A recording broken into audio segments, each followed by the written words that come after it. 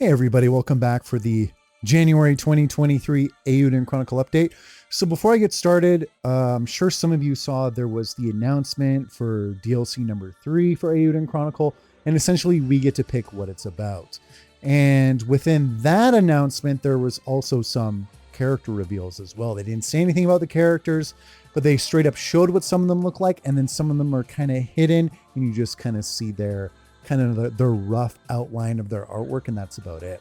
So depending on what's in this update, I'll go over that as well. So anyway, let's get started. January 2023 update. Hey there, heroes. We hope 2023 is off to a good start for everyone. In other news, here we go. The vote for the contents of DLC number 3 is now open. We're eager to hear which story you would like to see realized. So please follow the link here to find out more and cast your vote. Production updates, Murayama's monthly development report. As promised, the vote for DLC number 3 is now open to the public and back, where you get to vote on the DLC's content. Opportunities like this aren't common, so it took some time to organize the vote with our publisher, but we're happy to share the options today. We even considered totally original content at one point, but in the end, we realized it would be too difficult to make a reality while keeping the amount of content under control. That's why this time we created some scenarios for you to vote on. Eiyuden Chronicle 100 Heroes is a game about its heroes, and so we decided to move in the direction with the heroes in mind. A story about desert mercenaries, a story about runes tied to the undead, a story about Japanese-style monster extermination, a story about the characters working behind the scenes, and a story about magical girls.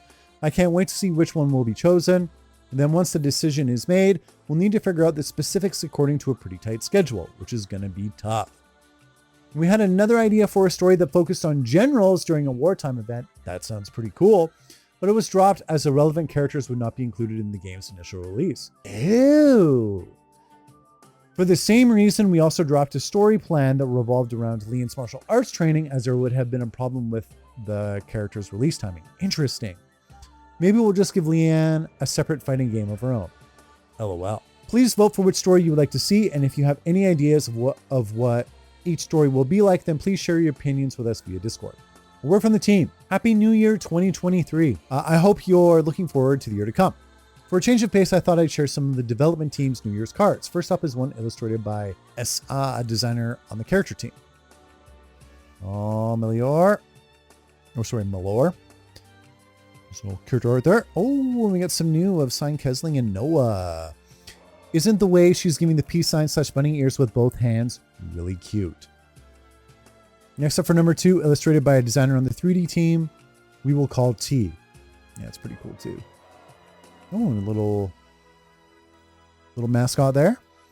How cool is that sense of motion with Noah, say, and the mystery creature? Yeah, mystery creature indeed.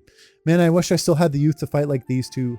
So what did you think? Because I'd like to share more of these from the development staff in the future. And tying up with my first meal of the year, I had Guru's favorite, pavlova. Looking pretty good. I've never tried it before, but the way the crunchy meringue and fresh berries melted in my mouth was superb. Behind it, you can see Gar's favorite food, pancakes.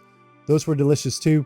Looks like the Beastmen of Alran have serious sweet tooths. Oh God, I love pancakes. Next month, I'm hoping to be able to show you a glimpse at some new in-development materials. So I hope you'll look forward to it.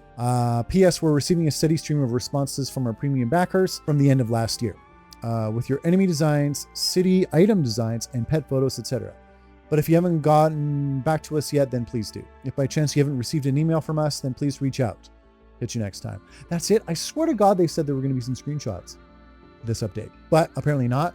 So yeah, so the real meat of this update is essentially from the DLC number 3, which I'll check out now. Okay, so here are the 5 options for the DLC. This is option 1, Tales of the Yokai Hunt. Sample story, join forces with Samurai Yugo, a ninja Mio, and a swordswoman Hakugen on a secret mission from the East Reach to put down escaped yokai monsters. Survive challenging boss levels. I'll tell you which one I voted for when we get to it. Wasn't this one? So we get one new character in the top right corner here, an archer. I thought it was maybe a guy at first, but looking at the shoes, it looks like a boot with a heel on it. So I'm guessing it's probably a girl. And she obviously has the elongated kind of Japanese type of bow as well, which the name escapes me off the top of my head. Okay, sorry. It's called a Yumi. So yeah, so I'm guessing that's another obviously Eastern based character wielding a Yumi in battle. So that's awesome. Love the East. I was wondering if we get like another East Reach character, so I'm glad there's at least one more. Number 2, Conquest of the Sands. This one I think would have been my number 2. So Conquest of the Sands, Eupharius, Bernard, Scarlet, who we have no idea who that is, etc. It says, and it even says etc. for the yokai hunt. Sample story, a tale of honorable war between the Sandwalkers and their rivals, the Desert Mercenaries. Embark on an eccentric journey with Eupharius, Bernard, Scarlet, and other exciting figures from this installment. So we get another Shark Man, it looks like, by the character art here that's shaded, just based off the fact it's got a tail and it looks like it's got a fin, just like Eupharius does. So that's cool. I think we did hear we get more shark folk, so that's freaking awesome. And I like the idea of learning more about these kind of desert tribes and how they interact with each other and kind of building the lore a little bit. That's why it was my number 2. I voted for option 3, Eiyuden Magics. I'll tell you why after we read about it. So we got actually a brand new character here right out front. So in contrast to the magical girls down here, which obviously give that kind of light magic feel, we got like kind of like a dark magic user here in a young girl, it looks like. And she's levitating a skull with some dark magic, which looks pretty cool. And then in the background behind her, looks like a girl with kind of like dual braids possibly in the back and a huge hammer, which sounds cool. So anyway, the sample story is journey through the story of the origin and collapse of the once prosperous Eiyuden realm and discover the secrets of the rune lenses. That sounds interesting to me. I'm a huge nerd. I love lore, so that's why I picked this, because I'm very curious about the history of Eiyuden's world, so that really appealed to me. So that's why I picked Eiyuden Magics.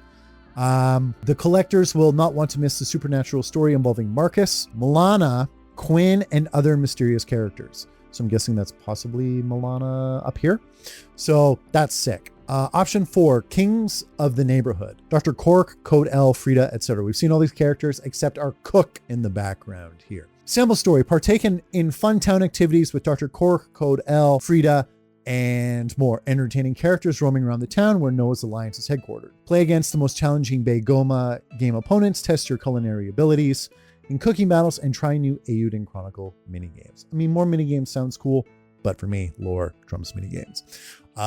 No, cool. And we get a little look at our cook. So we get another, I'm assuming, magical girl that's standing directly behind Malor. And then we definitely get one to the far right that's shaded out. And the character on the far left, we already know it's our mage who doesn't know magic, but just bashes people with his staff. So magical girls assemble. Malor, Carrie, Momo, etc. Sample story, Malor, Carrie, Momo, and other magical power girls. Love how it's supposed to be girls, but we got our dude in here.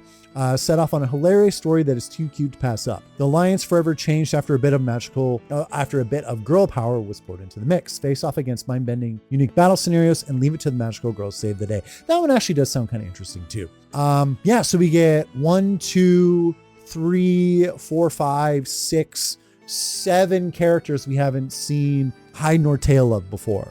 Not even in other development updates where we've seen just sprite work. So that's 7 brand new characters that have been, if not fully, partly shown off in this update. So that's sick. A little bit of something here for everyone. I definitely want to see what this Shark Man looks like. Looks like it's definitely a bit of a shorter one too. Could possibly be an elder or whatever. This archer I'm really, really curious about for the East Reach. Actually, I don't mind the look of this dark magic user here in this picture either. But no, so that is the real meat of this update, is this DLC number 3 pack. Definitely let me know which one you all are voting for. I'm very curious. But yeah, that's it for this month's update. Got a ton of new characters in it, so I'm super happy. Once again, I swore they said there were going to be screenshots this month, but maybe I'm misremembering. But it sounds like we should be getting something at the very least next month for sure. And I already voted on my phone, so it looks like I get to vote again here. So I'm going to go do that. Anyway, thanks for watching, everybody. See you later.